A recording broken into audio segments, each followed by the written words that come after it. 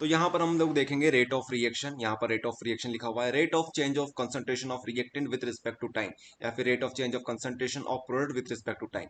ये क्या होता है, आप लोग इस तरीके से समझिए, हमारे पास एक पानी का कंटेनर है, उसमें हमने शक्कर मिला दी है, तो जो शक्कर होगी उसे बोलेंगे रिएक्टेंट, और जो हमारे पास पानी, जो हमारे पास घोल बनेगा शक्कर का, उसे बोलेंगे प्रोडक्ट। तो आप लोग इस तरीके से समझिए कि जिस जिस स्पीड से हमारा रिएक्टेंट या फिर प्रोडक्ट की जो कंसंट्रेशन है वो चेंज होगी समय के साथ साथ, उसे हम लोग बोलेंगे रेट ऑफ रिएक्शन। आप इस तरीके से भी इसे डिफाइन कर सकते हैं कि हमारा जो शक्कर है, मतलब हमारा रिएक्टेंट है, वो धीरे धीरे करके डिसअपियर होने लगेगा, और जो हमारा प्रोडक्ट होगा वो धीरे धीरे करके अपीयर होने लगेगा। अगर आप लोग मैथमेटिकल फॉर्म में लिखना चाहें तो इस तरीके से लिख सकते हैं, यहाँ पर आपको नेगेटिव लगाना रहेगा डिसअपियरेंस के केस में, और अपीयरेंस के केस में आपको यहाँ पर कुछ भी लगाने की जरूरत नहीं है, बाय डिफॉल्ट पॉजिटिव होता है।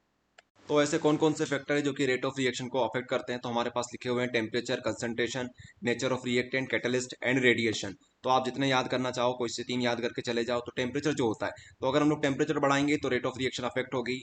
आप लोग बोल सकते हो कि जितना ज़्यादा टेम्परेचर बढ़ाएंगे उतना ज़्यादा हमारे पास रेट ऑफ रिएक्शन बढ़ेगा। इसके अलावा कंसंट्रेशन की बात करें तो सेम यही फंडा आपको यहाँ पर यूज करना है कि जितना ज़्यादा हमारे पास कंसंट्रेशन होगा उतना ही हमारे पास रेट ऑफ रिएक्शन बढ़ जाएगा। आप लोग यहाँ पर कैटलिस्ट याद कर लो पहले, क्योंकि कैटलिस्ट ईजी होता है। कैटलिस्ट अगर हम लोग यूज करते हैं पॉजिटिव कैटलिस्ट तो हमारा रेट ऑफ रिएक्शन इंक्रीज हो जाता है, नेगेटिव कैटलिस्ट यूज करते हैं तो डिक्रीज हो जाता है। रेडिएशन की बात करें हम लोग, तो रेडिएशन की वजह से भी हमारे पास रेट ऑफ रिएक्शन अफेक्ट होता है। तो कुछ फोटोकेमिकल रिएक्शन जैसे फोटोसिंथेसिस, जिससे हम लोग देखते हैं पेड़ पौधे भोजन बनाते हैं, तो रेडिएशन पे अफेक्ट पड़ता है। अगर हम लोग रेडिएशन बढ़ा देते हैं फोटोकेमिकल रिएक्शन के केस में तो हमारी रेट ऑफ रिएक्शन इंक्रीज हो जाती है। आप लोग ये इसको होमवर्क की तरह ट्रीट करिए, इसको आप लोग पढ़ सकते हैं। बात करेंगे हम लोग यहाँ पर रेट लॉ के ऊपर। रेट लॉ जो है ये एक पूरी तरीके से एक्सपेरिमेंटल लॉ है। हमारे पास क्या है, पूरी तरीके से हमारे पास एक्सपेरिमेंटल लॉ है। यहाँ पर हम लोग रेट ऑफ रिएक्शन कैसे निकालते हैं, एक्सपेरिमेंट से निकालते हैं। और यहाँ पर जो हमारे पास स्टार्टिंग में कोफिशिएंट्स दे रखे होते हैं, यहाँ पर हम लोग जो पावर में लगाते हैं, ये भी सारे के सारे एक्सपेरिमेंट से निकलेंगे। इसको अगर आपको याद करना है तो आप याद कर सकते हो, rate of reaction is direct equals to k, यहाँ पर आप लिखेंगे concentration of A, concentration of B. Example आप लोग ये ले लेना। तो अब आपको ये ध्यान रखना है कि यहाँ पर ए और यहाँ पर बी लिखा हुआ है, इनको आपको यहाँ पर नहीं लिखना है, यहाँ पर कुछ नए नाम आपको लिखने पड़ेंगे। जैसे यहाँ पर आप x लिख दो, यहाँ पर y लिख दो। अब ये जो x और y होंगे ये एक्सपेरिमेंट से निकलेंगे, और इनको याद करने का तरीका ये है कि ये हमारे पास क्या होते हैं, ऑर्डर ऑफ रिएक्शन होती है। यहाँ पर भी ऑर्डर ऑफ रिएक्शन होती है, लेकिन कब होती है ये केस में होती है, a के रिस्पेक्ट में होती है, b के रिस्पेक्ट में होती है। यहाँ पर k जो हमारे पास होता है वो होता है रेट कॉन्स्टेंट। यहाँ पर आप लोग इनको देख सकते हैं, कंसंट्रेशन ऑफ b। जब भी हम लोग ब्रैकेट बनाते हैं इसका मतलब होता है ये कंसंट्रेशन को डिनोट करता है। तो हम लोग बात करेंगे डिफरेंसेस रेट ऑफ रिएक्शन, और हमारे पास जो कांस्टेंट होता है रेट कांस्टेंट में डिफरेंस क्या होता है। तो हमारे पास पहला जो डिफरेंस आता है वो होता है डेफिनेशन बेसिस पर। आप इसकी डेफिनेशन लिख देना, और इसको क्या करोगे, रेट कांस्टेंट को इसको बताओगे कि ये इसके इक्वल हो सकता है, कब हो सकता है, जब इसकी वैल्यू 1 हो जाए। अगर इसकी वैल्यू 1 हो जाएगी पूरे की वैल्यू, तो हमारे पास के जो रहेगा वो इसके इक्वल हो जाएगा। दूसरे में आप लोग लिखेंगे कि ये कंसंट्रेशन के ऊपर डिपेंड नहीं करता है, ये डिपेंड करता है। फिर आप लोग तीसरा पॉइंट लिखेंगे कि ये प्रोसेस के साथ साथ डिक्रीज होता रहता है, और ये तो कांस्टेंट है तो ये इंडिपेंडेंट रहेगा, इससे कोई फर्क नहीं पड़ेगा। इसके बाद इसकी यूनिट लिख देना आप लोग। यहाँ पर यूनिट लिखने की जरूरत नहीं है क्योंकि ये डिपेंड करता है यूनिट के ऊपर। ओके, इसकी यूनिट ऑर्डर ऑफ रिएक्शन के ऊपर डिपेंड करती है, तो आप लोग इसकी यूनिट ना लिखें, डायरेक्ट आप लोग ये चीज लिख दीजिएगा। तो अगर आपसे कोई पूछे what is order of reaction, तो ऑर्डर ऑफ रिएक्शन क्या होती है, order of reaction is defined as the sum of powers which are raised on the concentration term in the rate equation. तो ये सम होता है, किस किस का सम होता है, जो पावर्स हमारी रेट इक्वेशन में जुड़ी हुई होती है, जिनकी पावर हम लोग इस तरीके से लगाते हैं कंसंट्रेशन टर्म्स के ऊपर, इनका बस सम कर दीजिए, पी क्यू आर।